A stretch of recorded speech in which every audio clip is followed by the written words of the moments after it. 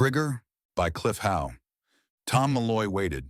He crouched behind the door of his room in the Hotel Lang and peered through a slitted crack toward another door, diagonally across from him. Things were coming to a head. Malloy felt sure that the man he'd tailed so patiently for the past 3 weeks was Harry Collins, murderer and bank robber. But Malloy wanted to be certain. Before he made the pinch that would flash his name into headlines from one end of the country to the other, he had to have more than hunches to go on. 5 minutes passed, and the door down the hall opened, and a man stepped out.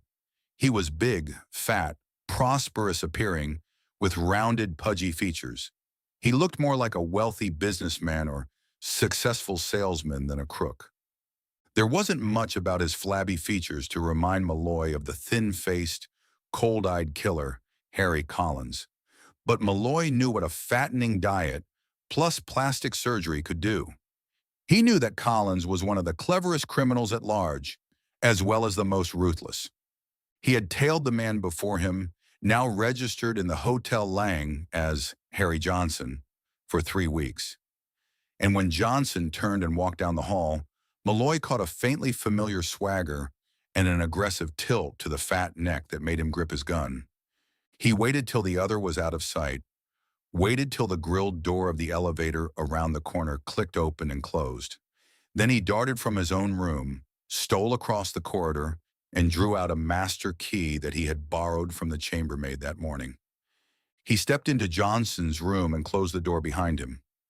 Malloy was trembling. Circumstances had forced his hand.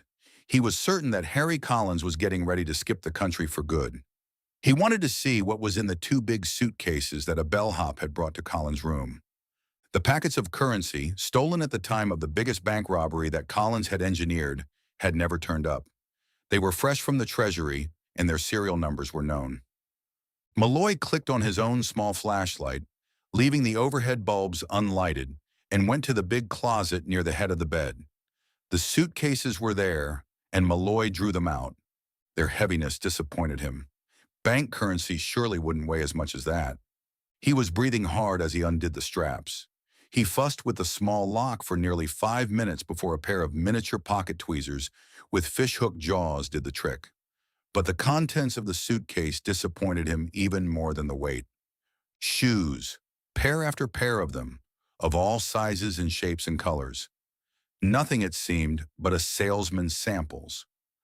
Malloy fingered them carefully, put them back, and scowled. Then he thought of something. He thrust his outstretched fingers down inside the edge of the suitcase, withdrew them, measured the outside height, and gasped. He dumped the shoes out and began working feverishly until he found a hidden side brace that came loose, disclosing a very clever false bottom. Malloy's flash played over row upon row of neatly stacked bills, while his eyeballs bulged with excitement. He drew a small list from his wallet, began checking over the figures on the bills, and slowly nodded. The serial numbers on the tops of each pile were enough to show that this was the hot currency that had been obtained at the price of dead men's blood. "Don't move, copper!" Tom Malloy wasn't a coward, but he almost yelled. He thought he was alone. He was facing the door through which he had entered, and it hadn't opened. His stomach seemed to shrivel at the voice that spoke so close behind him. "Lie down, copper, right on your face, unless you want slugs in your back." Malloy knew that was true. He knew he was on the very borderland of death. He had no chance. Harry Collins had somehow stolen up behind him and had got the drop. He pushed back his knees, let his body sag till his chin rested squarely on the floor. Words spilled from his lips in an angry snarl. "What are you waiting for? Why don't you shoot?" Collins didn't answer. He came closer, pressed the muzzle of his gun against Malloy's spine, and drew the detective's automatic from his pocket. Then he spoke with jeering malice. "I can rub you out any time, brother, but I want to have a little talk with you first." He picked up Malloy's flash, kept him covered, and backed away to the electric switch on the wall. He clicked it. "Get up," he ordered. "Sit in that chair." Malloy did so and turned to face the sneering features of the killer. "I've been watching you," said Collins harshly. "You didn't know it, but I spotted you for a cop a week ago. I wanted to make sure you were tailing me. That's why I did a human fly stunt on the outside ledge from the next room and came through the window. You sure gave yourself away." "And you," said Malloy, "for all some doctor carved that Cupid doll face on you, you didn't fool me. You're Collins, and that's the dough you stole when you killed those guys. You'd have been smarter if you hadn't let me see it." Collins shrugged. "I should worry what you see." "Sure, I get it," said Malloy quickly. "Stiffs don't talk, but you're afraid to bump me, and you know it." Collins nodded grimly. "Now you're talking, Copper. I'm afraid to bump you, till I have to. But that will be the first second you make a sappy play." Trap. "You know you've tailed me solo. You're the only heel that don't think I'm Johnson. Nobody else is wise, and I don't aim to let one lousy copper ruin my front.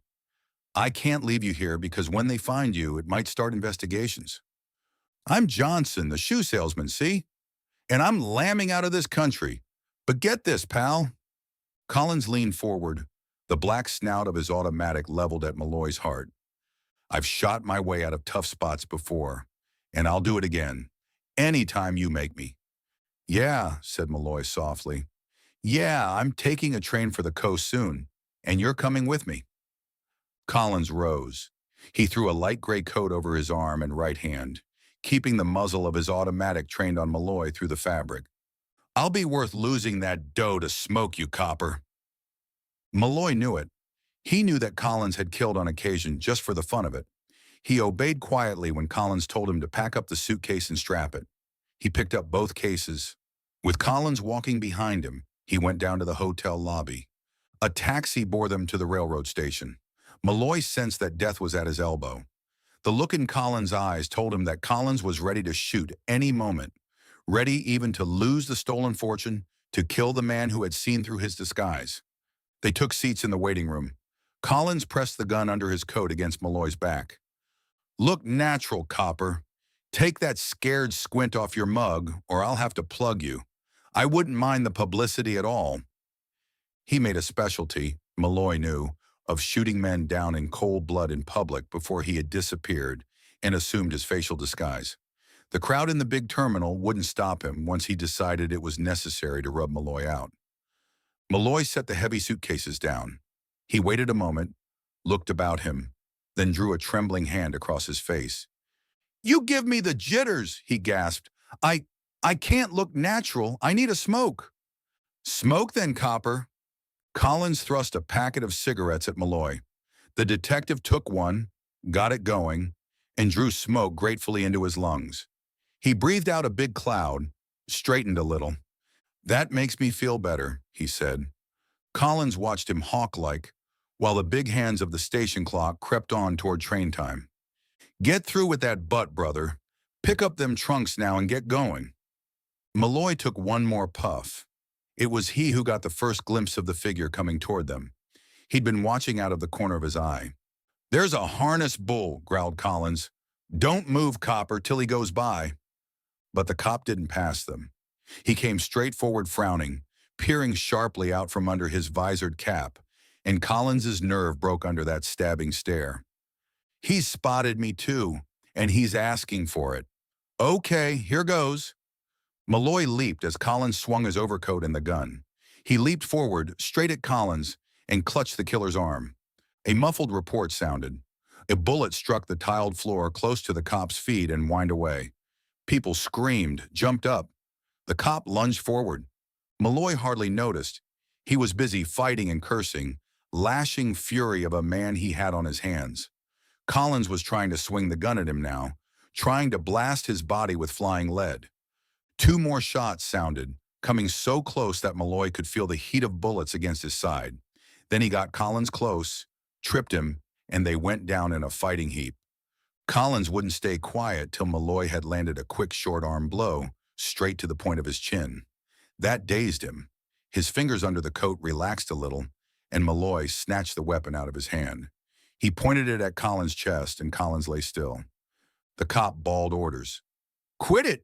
You guys must be soused." Malloy didn't move or answer, and Collins blinked.